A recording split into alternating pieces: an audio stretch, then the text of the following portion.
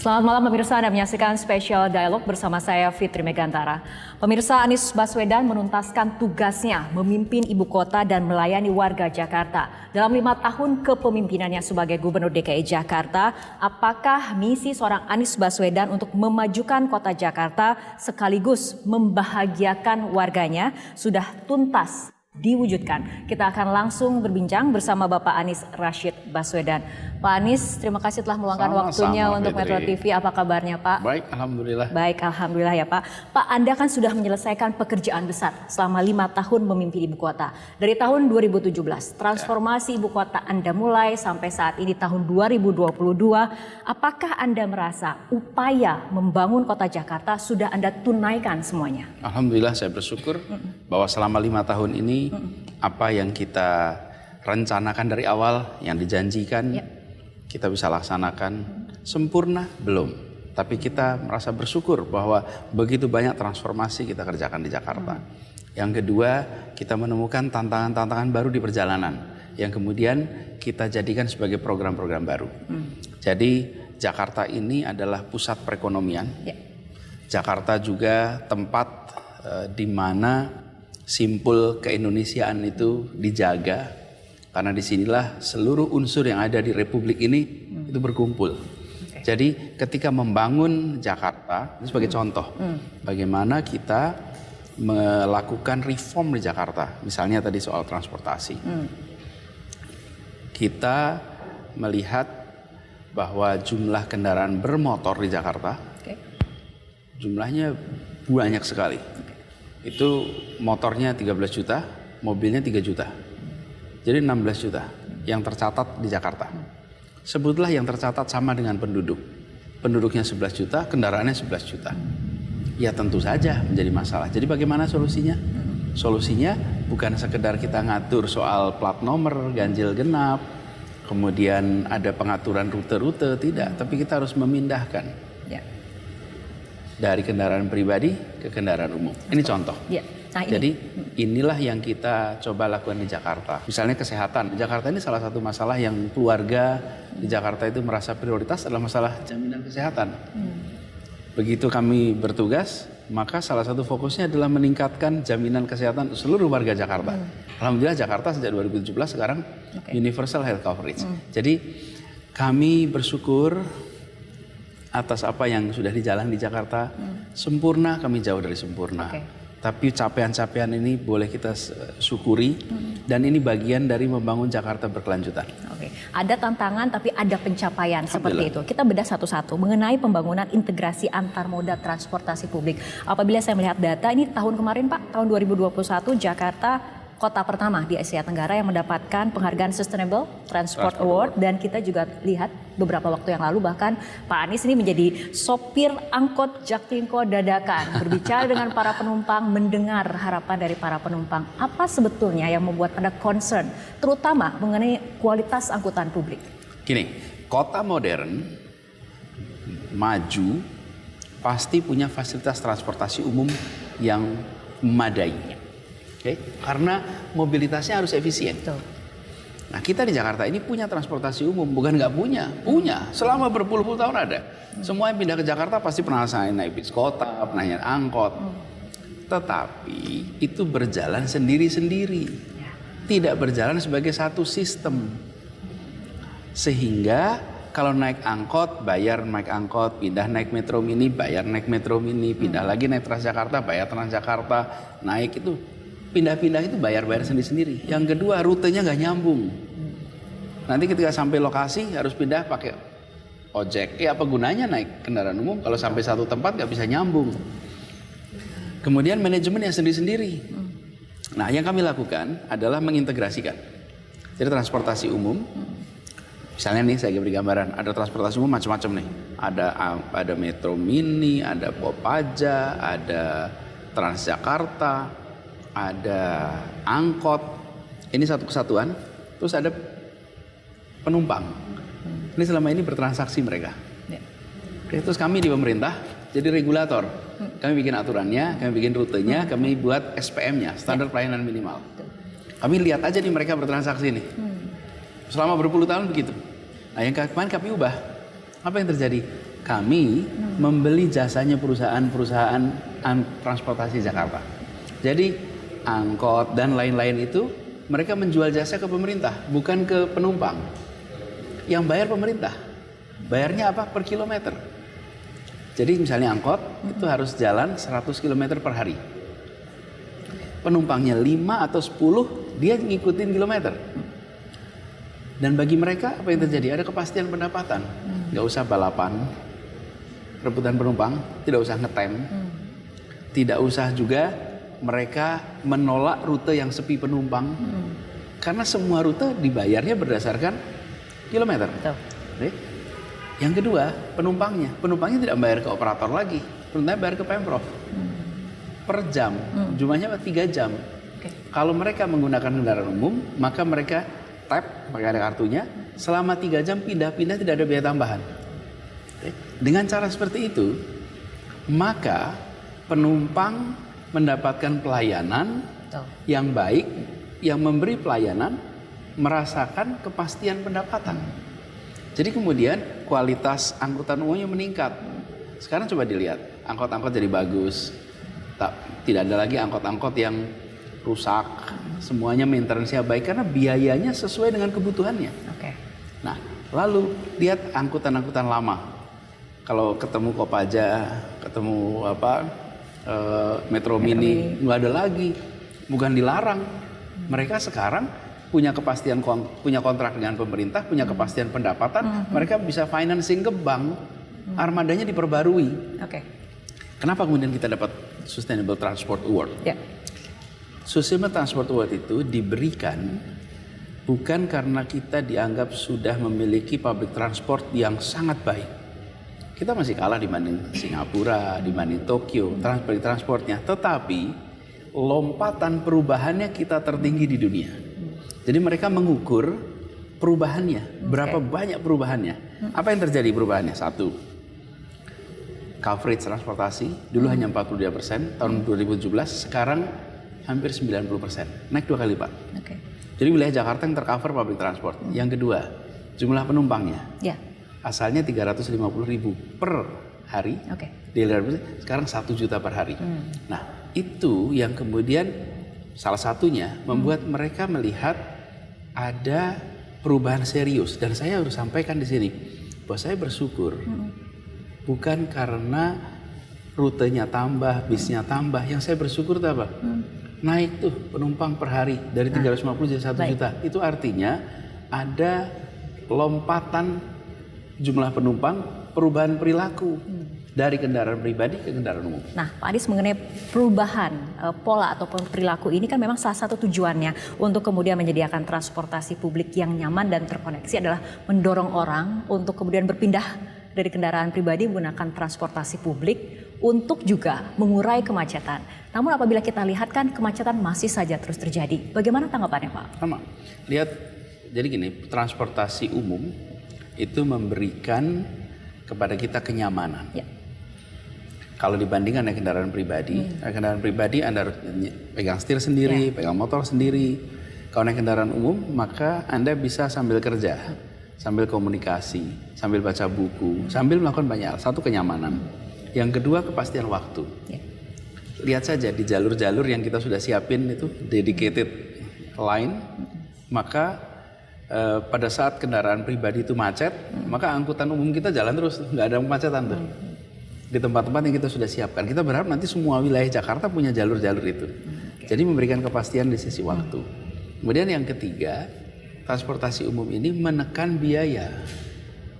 Kalau menggunakan kendaraan pribadi, di Jakarta ini kami sudah hitung, datanya menunjukkan hampir bisa sampai 30% dari spending per bulan itu untuk transport. Ketika menggunakan kendaraan umum, maka itu bisa turun sampai 8%. Jadi naik kendaraan pribadi itu artinya beli bensin, ada energi ekstra, kemudian tidak bisa produktif selama perjalanan. Pakai kendaraan umum biayanya lebih murah. Oke. Ada kenyamanan, ada kepastian. Nah, bagaimana dengan kemacetan? Kemacetan itu adalah tentang jumlah kendaraan dengan panjang jalan. Tokyo itu adalah kota dengan public transport salah satu yang paling modern dan paling lengkap. kemacetannya lebih tinggi daripada kita. Dia nomor 17 di dunia. Oke. Saya mengatakan bahwa yang namanya kemacetan itu bukan langsung selesai ketika ada public transport. Tetapi kalau kalau negara menghadirkan public transport, warga merasakan kenyamanan. Nah, makin banyak merasakan kenyamanan, maka jumlah penumpang makin tinggi. Kalau jumlah penumpang makin tinggi, maka satu, kualitas udara kita menjadi lebih baik. Yang kedua, kemudian volume jumlah kendaraan dari jarak jauh apalagi itu makin menurun. Tetapi tidak pernah otomatis. Bahwa naiknya kendaraan umum itu kemudian langsung otomatis berdampak kepada kemacetan. Kalau Fitri boleh lihat di kota-kota modern dunia itu kalau pagi dan sore, walaupun public transportnya itu sudah luar biasa, lihat London, Tokyo, banyak tuh kota-kota, sebutlah kota-kota itu semua. Kalau sudah pagi dan sore, ya tetap macet. Tapi orang memilih kendaraan umum karena apa? Ada kepastian waktu, ada kenyamanan dan ada biaya murah.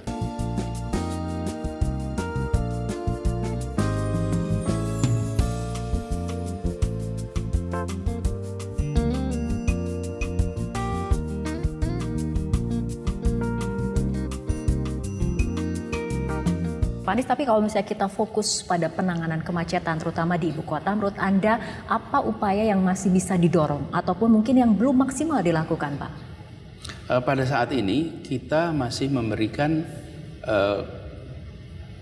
kelonggaran di aspek perpajakan dan kepemilikan kendaraan bermotor. Jadi di situ kita belum mengatur. Sehingga di kota-kota yang sudah padat oleh kendaraan bermotor ada aturan. Terus yang ketiga, parkir kita luar biasa murah. Selama parkirnya murah, ya kita akan leluasa naik kendaraan motor. Lihat kota-kota besar dunia lainnya. Nah, kami semula berencana melakukan perubahan itu. Tapi kami tidak mau melakukan perubahan sebelum transportasi umumnya terbangun. Karena tidak fair. Kami tidak mau menghukum rakyat di Jakarta dengan pajak yang tinggi, dengan tarif parkir yang tinggi, sebelum public transport itu tuntas. Nah, kami bersyukur sekarang jangkauannya sudah 90-an%. Jadi di mana saja warga Jakarta bisa menjangkau. Yang sekarang perlu ditambahkan adalah jumlah armadanya supaya jarak antar kendaraan itu tidak terlalu lama. Misalnya kalau sekarang setengah jam, mungkin bisa menjadi 10 menit, sehingga orang merasa kalau pakai kendaraan umum itu kapan saja bisa berangkat. Nah, ini contoh PR yang harus kita tuntaskan ke depan. Jakarta ini termasuk kota dengan harga parkir termurah di dunia. Nah, kita semua nggak kepengen harga parkir mahal. Tapi kalau kita semua kepengen harga parkir murah, artinya kita semua naik transportasi mobil. Iya kan, parkirnya murah kok gitu. Nah, tapi begitu parkirnya menjadi mahal, maka naik kendaraan umum menjadi hemat. Nah, tapi itu lagi saya katakan, kendaraan umumnya harus kita tuntaskan dulu. Nah, target kami di Jakarta mencapai angka 4 juta di tahun 2030. Kita berbicara mengenai pembangunan jalur pejalan kaki atau trotoar. Anda sempat mengatakan fasilitas trotoar ini membuat warga sehat dan setara. Penjelasannya seperti apa, Pak? Gini, sebuah kota yang mengandalkan transportasi pribadi, mobil pribadi, motor pribadi, pasti nggak bangun trotoar. Pasti. Kenapa? Yang dari rumah ke garasi naik mobil, naik motor, sampai tempat kerja, tempat parkir, nggak perlu ke trotoar. Tapi begitu kita bangun public transport, otomatis pasangannya trotoar. Jadi transportasi umum dan trotoar itu pasangan. Dan inilah yang terjadi di Jakarta. Bertahun-tahun trotoar tidak pernah jadi prioritas. Kenapa? Karena kita menganggap yang namanya alat transportasi itu bermotor. Saya kumpulkan kita semua nih dalam sebuah rapat diskusi di awal saya bertugas. Saya tanya begini, apa alat transportasi yang semua orang punya? Jawab sepeda motor. Saya jawab bukan, kaki. Itu alat transportasi semua orang punya. Selama kita tidak menganggap kaki itu alat transportasi, dan negara tidak menganggap kaki itu alat transportasi, maka negara tidak bangun fasilitas untuk kaki. Nah, gimana orang mau jalan kaki kalau kaki tidak dianggap sebagai alat transportasi? Nah, kami ubah tuh prioritasnya. Nomor 1, transportasi dengan kaki. Nomor 2, transportasi dengan sepeda bebas emisi. Nomor 3, transportasi dengan kendaraan umum. Nomor 4, transportasi kendaraan pribadi. Jadi urutan pembangunan diubah. Lalu apa yang terjadi? Alhamdulillah, dengan terganggu penganggarannya COVID saja, itu kita bisa membangun 241 km trotoar di Jakarta. Oke. Jadi bukan hanya di Sudirman Tamrin, walaupun yang paling banyak fotonya di situ, tapi seluruh Jakarta. Dan mengapa mensetarakan? Transportasi umum dan trotoar adalah cara kita bisa membangun perasaan kebersamaan. Dan itu juga membangun kebiasaan baru. Saya beri contoh ilustrasi soal ini.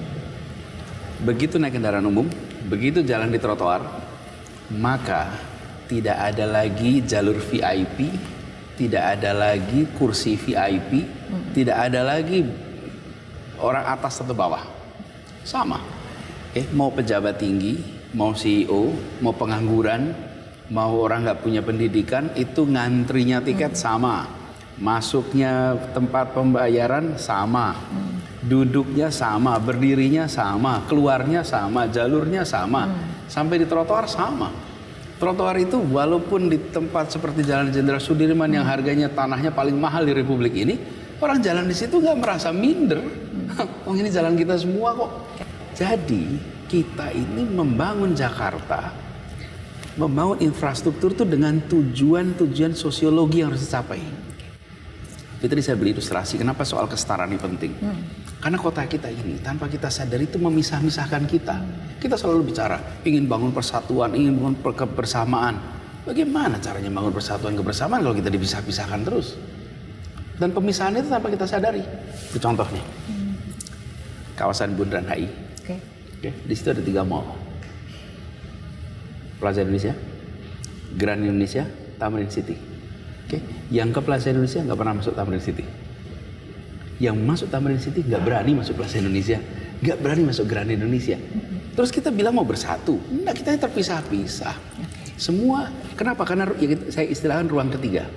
Ruang pertama itu di rumah, ruang kedua di tempat kerja, ruang ketiga itu ruang bersama.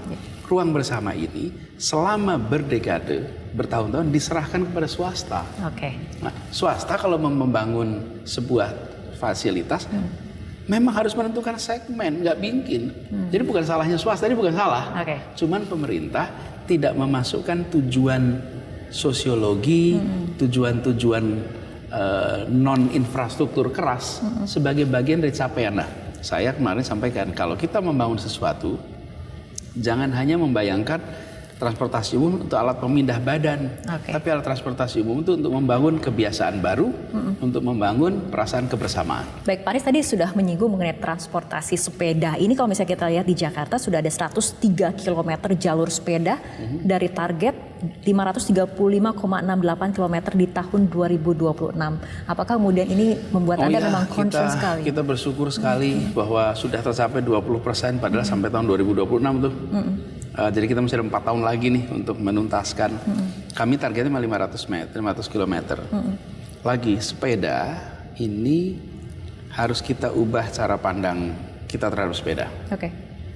Sepeda sebagai alat sport menjadi sebagai alat transport.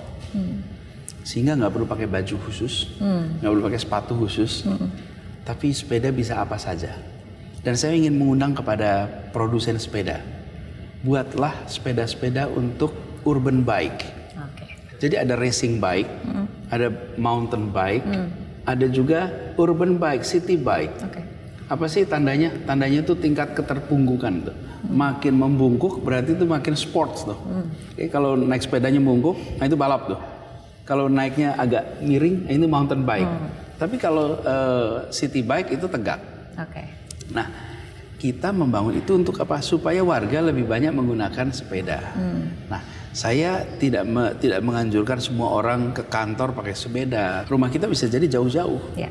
Tapi siapkan sepeda di tempat kerja. Sehingga kalau mau pergi siang, mau pergi yang dekat-dekat, naiklah sepeda. Jadi sepeda ini bagian dari membuat kota kita menjadi ramah lingkungan, penggunanya pun lebih sehat, dan mobilitas yang dekat-dekat itu yang relatif dekat ya, itu bisa dikerjakan secara bebas emisi. Gitu. Oke. Nah, Pak Anies mengenai ramah lingkungan, bebas emisi, ini mengenai rencana dan juga potensi ruang terbuka hijau kan sebesar 30% dari wilayah Jakarta. Ada taman literasi juga yang dibangun. Ini sudah sesuai dengan yang ditargetkan belum sih Pak? Alhamdulillah sekarang ini kita bisa sampaikan bahwa 92% warga Jakarta bisa meraih, bisa menjangkau taman dalam jarak 800 meter. Jadi dimanapun kita tinggal, dalam 800 meter ada taman. Kita kemarin revitalisasi, bangun itu 377 taman se-Jakarta.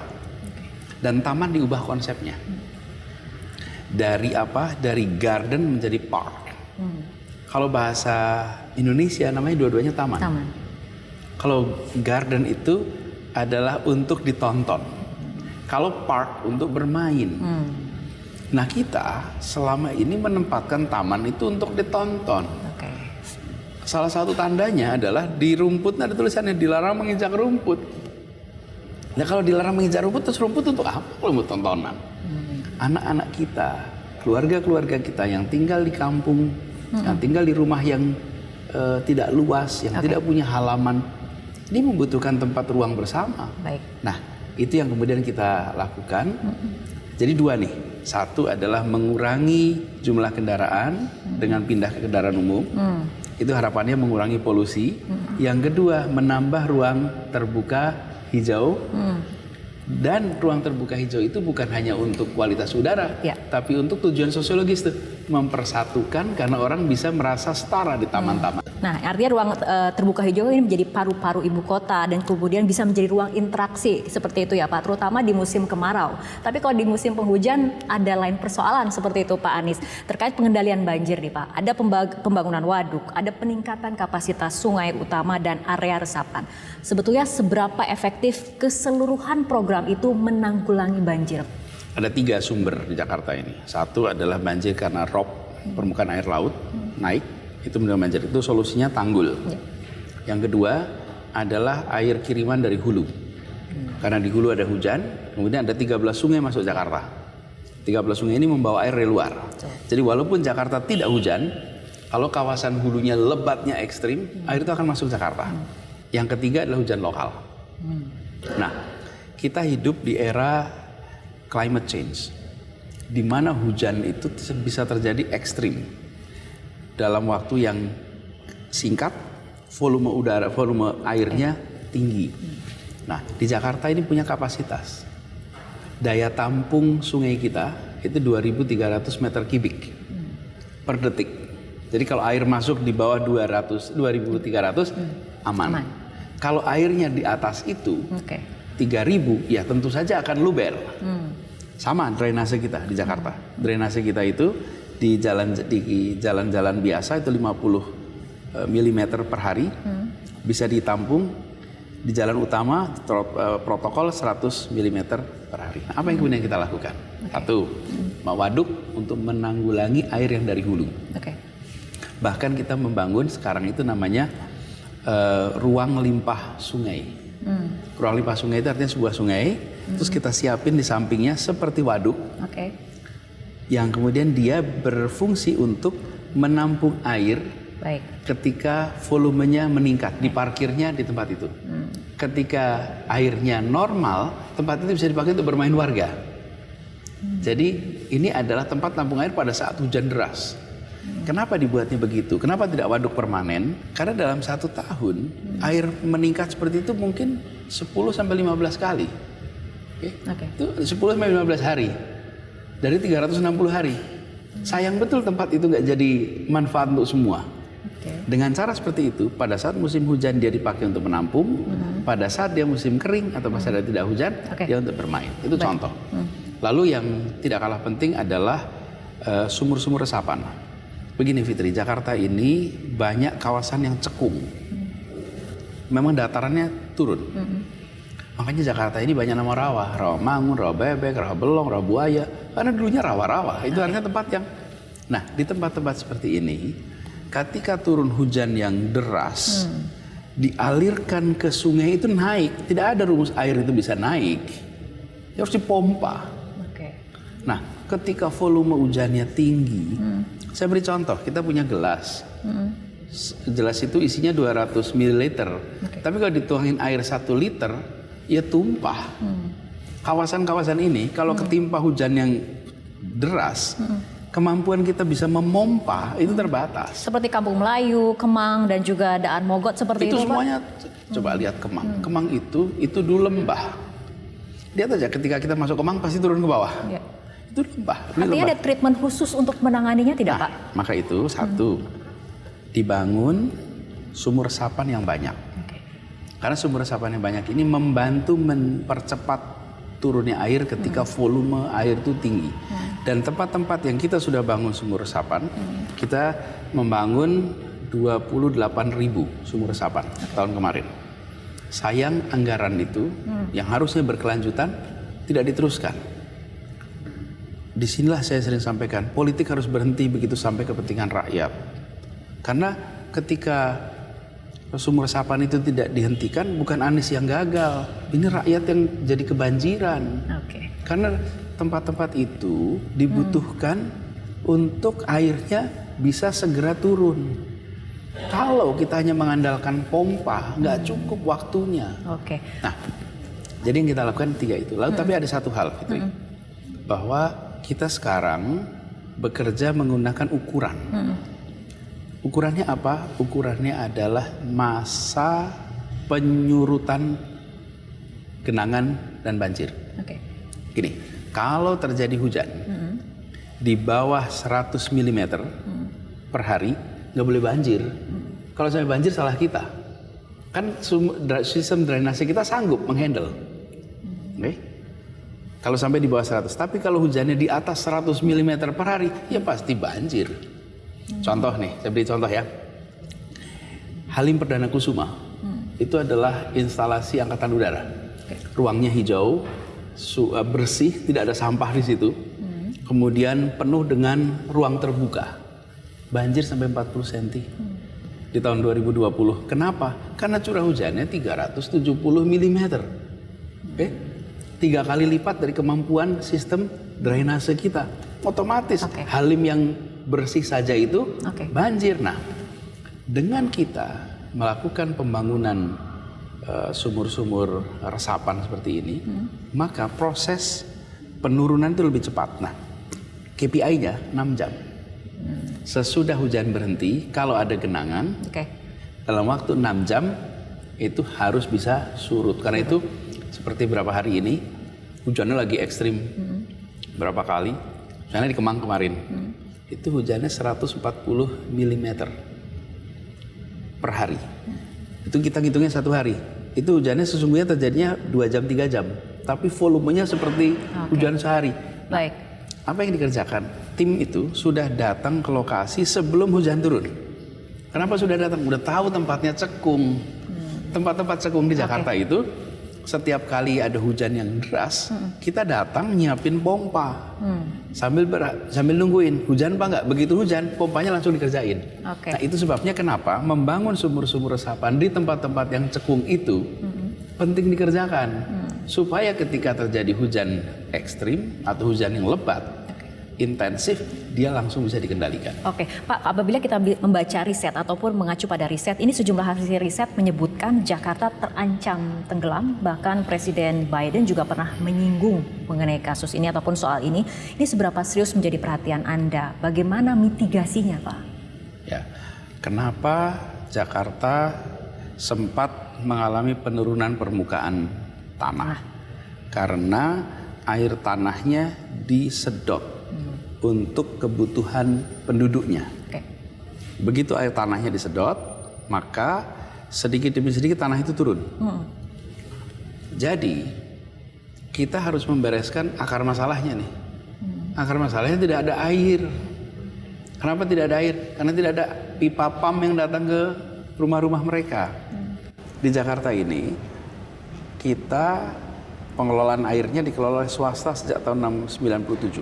Berakhir tahun depan, 25 tahun, itu dikelola swasta. Nah, tahun depan kita bisa mulai melakukan pipanisasi. Sekarang kita sudah siapkan prosesnya untuk bisa menjangkau. Lalu jangka pendeknya apa yang dikerjakan? Yang kita kerjakan membangun pusat-pusat tangki air di kampung-kampung yang land subsidence-nya mengalami proses signifikan atau penurunan permukaan tanah. Nah, kita bersyukur alhamdulillah selama 10 tahun terakhir ini, bahkan mulai tahun 2010 sampai sekarang, itu penurunan permukaan air tanah di Jakarta, air laut di penurunan tanah di Jakarta itu mengalami perlambatan sangat signifikan. Ahli-ahli pun kalau ditanya sekarang bagaimana kondisi Jakarta, mereka akan bilang kondisi Jakarta tidak semengerikan 10 tahun yang lalu. Sayangnya para pengamat-pengamat ini tidak mengupdate data. Datanya itu menunjukkan Jakarta justru relatif aman. Tapi kawasan utara Pulau Jawa lain malah tidak. Kenapa? Karena nggak ada yang memperhatikan. Media jarang melihat apa yang terjadi di kawasan utara Jawa Barat. Itu kawasan itu penurunan signifikan di beberapa tempat lain. Nah, apa yang saya ingin sampaikan buat warga Jakarta, mari kurangi penggunaan air sumur. Jangan lakukan itu, kurangi itu. Yang kedua, kami di DKI Jakarta akan melakukan pembangunan pipanisasi yang intensif.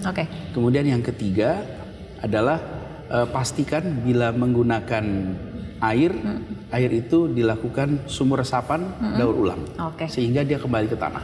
Saya juga sesungguhnya heran, ini sesungguhnya apa sih yang dipertanyakan?